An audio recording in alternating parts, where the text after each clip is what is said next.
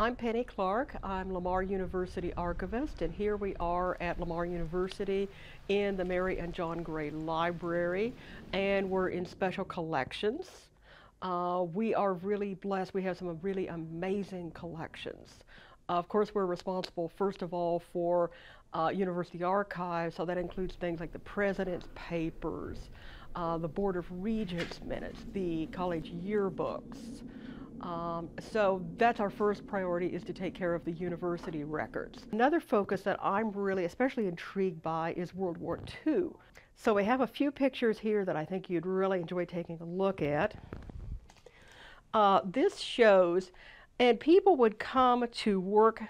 I'm going to touch this with my hand because you can see it has a plastic sleeve, so I don't have to worry about leaving fingerprints. Anyway, you can see here's the pontoon bridge. We believe this is probably changing a shift. And so there were 10,000 people that worked here. People would come on buses from as far as Nacogdoches, which is probably 2 to 2.5 hours away.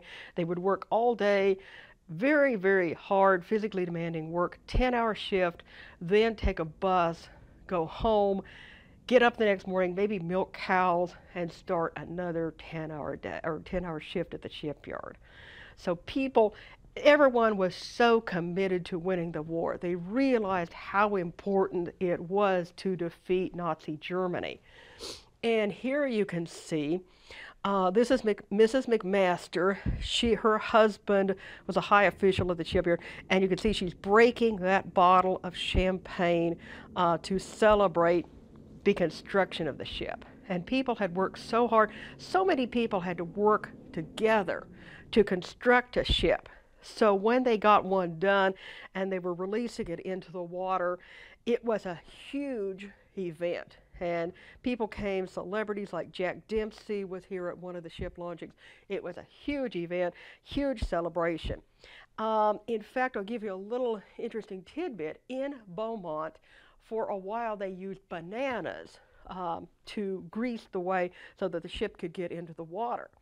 And eventually, even though it was very ecologically sound, it was a very good thing to do, because it was during the days of rationing, a lot of people hadn't had a banana in years, and they were outraged that the bananas that they couldn't get were used in what they believed to be a cavalier fashion to release a ship.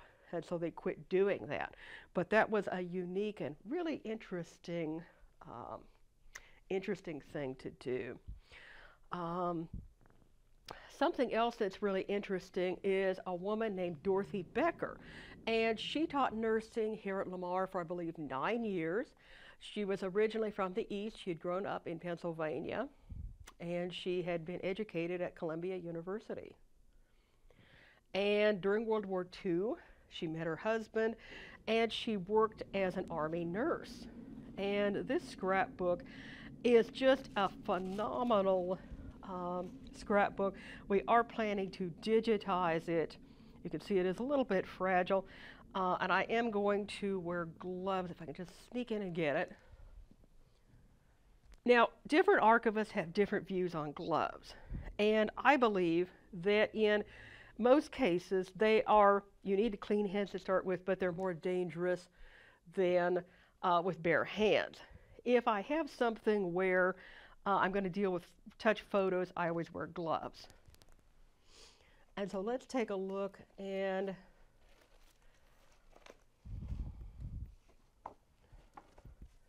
this is a temporary measure. This is not acid-free paper, but this is such one of the touching images that she documents. You can see the poor French people, how they've got this tiny little wagon that looks so frail. You can see the baby buggy underneath, behind there, and they're taking a few of their possessions and they are just leaving because the bombs were so dangerous. It was really a dangerous place to live.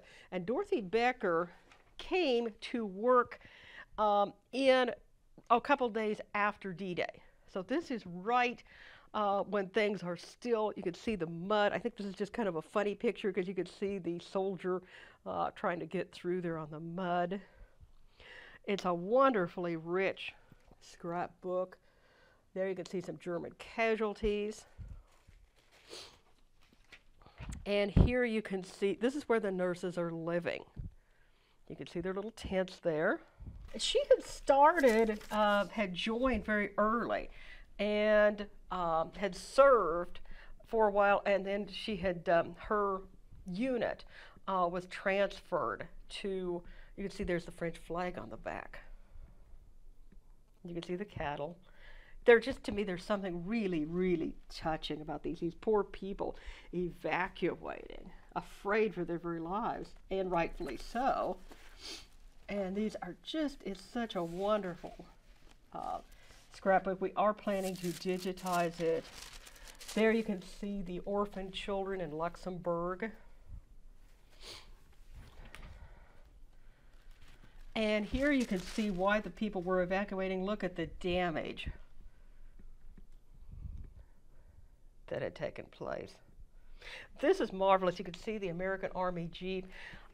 This is a monastery, later used as a prison.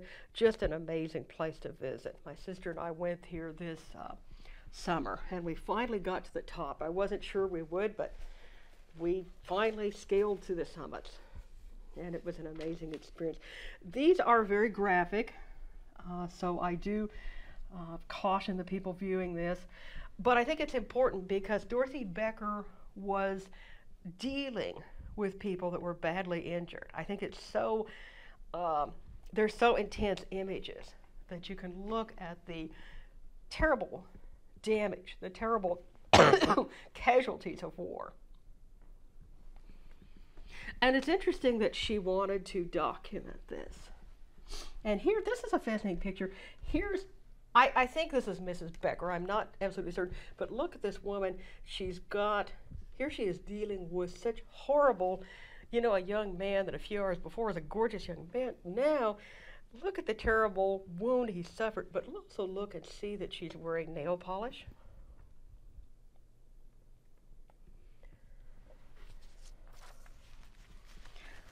So this is just an amazing scrapbook. You can see here that Becker was honored by the French government for her service in the war.